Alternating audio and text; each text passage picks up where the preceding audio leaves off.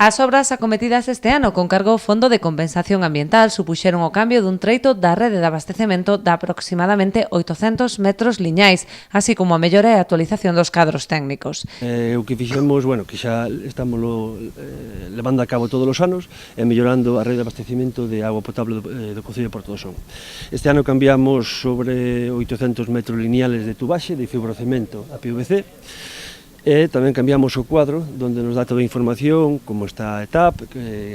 o nivel de agua e todo eso, que lle pasa tamén xa despois aos técnicos para que en ningún momento, especialmente no verán, que somos o mellor aqueles días críticos,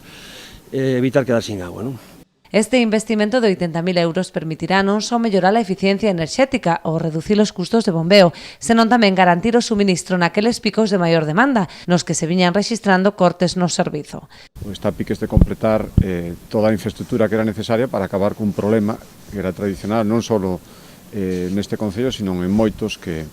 especialmente na época do Brao, pois teñen moito aumento de población, que eran os problemas de abastecemento de agua. Pois pouco a pouco, ano a ano, coa axuda da Xunta de Galicia, se van facendo estas inversións que serían moi difíciles de facer para pequenos concellos, pero que se van completando con esta colaboración.